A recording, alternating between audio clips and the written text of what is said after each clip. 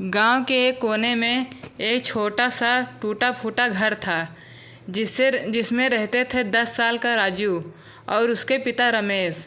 राजू की माँ उसे जन्म देते ही चल बसी थी। पिता मजदूरी करते और राजू दिन भर अकेला घर में बैठा माँ की ममता को तरसता रहता। कुछ साल बाद रमेश ने दूसरी शादी कर ली। घर में आई शोभा, एक गरीब विधवा जिसके खुद के भी सपने अधूरे थे।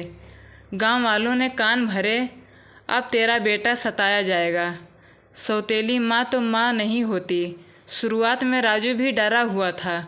वो शोभा से दूर दूर रहता, खाना खुद बनाता, बीमार होता तो चुपचाप सह लेता। एक दिन राजू तेज बुखार में तप रहा था। रमेश काम पर था।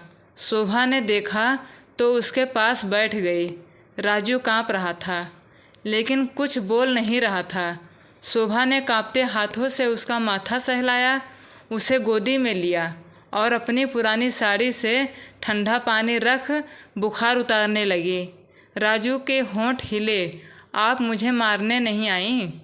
शोभा की आंखों से आंसू बह निकले।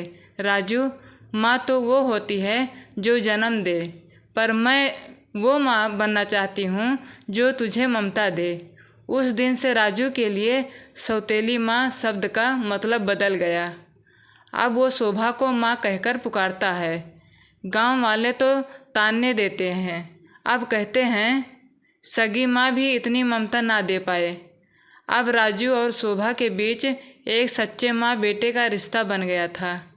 शोभा हर सुबह राजू को स्कूल भेजती, उसके लिए टिफ़िन बनाती और जब तक वो लौटता दरवाजे पर खड़ी रहती। लेकिन गांव के कुछ लोगों को ये रिश्ता हजम नहीं हो रहा था। एक औरत ने रमेश से कहा, तेरी बीवी तो अपने नाम की ज़मीन करवाने में लगी है, तेरा बेटा अब उससे दूर हो जाएगा। रमेश का मन डोल गया। उसने घर जाकर शोभा से पूछा, तू राजू को इतना क्यों चाहती हो? तेरा तो कोई रिश्ता नहीं है उनसे। शोभा की आंखों में आंसू आ गए। रिश्ते खून से नहीं, प्यार से बनते हैं रमेश। ये बच्चा जब रोता है तो मेरा कलेजा कांपता है। वो माँ हूँ जिसने इसे जन्म नहीं दिया, पर अब छोड़ भी नहीं सकती। उसी रात राजू की तबीयत फिर से बिगड़ गई। तेज बुखार, उल्टी और बेहोशी। अस्पताल तक ले जाना मुश्किल था। शोभा ने पूरे गांव के सामने कंधे पर उठाकर उसे अस्पताल पहुंचाया। डॉक्टर बोला, अगर समय पर नहीं लाती तो बच्चा बचता नहीं। रमेश के पैरों तले जमीन खिसक गई। उसने शोभा के हाथ पकड़कर कहा, तू सगी नहीं, फिर भी सगी माँ से बढ़कर निकली। मुझे माफ़ कर दे शोभा। राजू की आँख खुली तो उसने कहा, माँ आप मुझे छोड़कर कहीं नहीं जाइएगा। शोभा ने उसे गले से लगाया। कभी नहीं बेटा, कभी नहीं। शोभा अब सिर्फ राजू की सौतेली माँ नहीं, उसकी ज़िंदगी की असली माँ बन चुकी थी। वो दिन भर मजदूरी करती, घर संभालती और राजू को पढ़ाती। राजू की दुनिया अब सिर्फ 2 लोगों में सिमट चुकी थी, उसकी माँ शोभा और उसके सपने। लेकिन ज़िंदगी इतनी आसान कहाँ होती है। एक दिन राजू का स्कूल नोटिस लेकर आया, अगर अगले महीने की फीस नहीं भरी गई तो नाम काट दिया जाएगा। रमेश काम पर बाहर गया हुआ था। शोभा के पास सिर्फ 300 रुपये थे और फीस भी 500 रुपये। उस रात शोभा ने खाना नहीं खाया। राजू बोला, माँ तुम क्यों भूखी हो?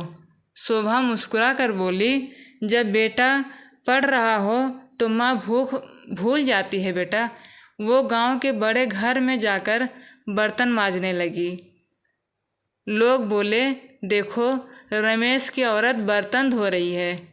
सौतेले बेटे की पढ़ाने के लिए ये नौबत आ गई। लेकिन शोभा को फर्क नहीं पड़ा।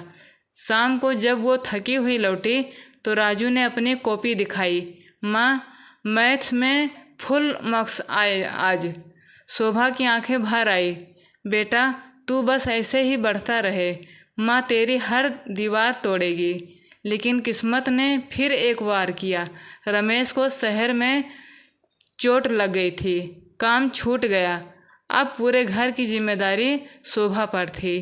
खाने को दाल नहीं और राजू की परीक्षा 1 हफ्ते बाद। शोभा ने गहना गिरवी रख दी और राजू के लिए नई किताबें खरीदी। राजू ने पूछा, माँ तुम्हारे कान के झुमके कहाँ हैं? शोभा हंस पड़ी। वो किताबों में बदल गए बेटा, अब ये झुमके नहीं तेरा भविष्य है। राजू ने परीक्षा में टॉप किया। स्कूल ने उनका नाम स्कॉलरशिप लिस्ट में डाल दिया। अब उसे पढ़ाई के लिए कोई पैसे नहीं देने थे। जब स्कूल का प्रिंसिपल घर आया और कहा, आपकी ममता ने इसे आज इस मुकाम पर पहुंचाया है, तो शोभा की आंखें भर आई। उसने बस एक बात कही, मैं सौतेली थी लेकिन मेरी ममता सगी थी। राजू ने पुरस्कार लेकर मंच पर कहा, माँ अगर आपने भूखा रहकर भी मुझे पढ़ाया ना होता तो आज मैं कुछ ना होता। आप मेरी माँ नहीं मेरी भगवान हैं। शोभा की आंखें भर आई और वो बस एक शब्द बोली, मेरा बेटा। हर सौतेली माँ बुरी नहीं होती। कुछ माएँ खून से नहीं ममता से रिश्ता बनाती हैं और वही रिश्ता सबसे सच्चा होता है।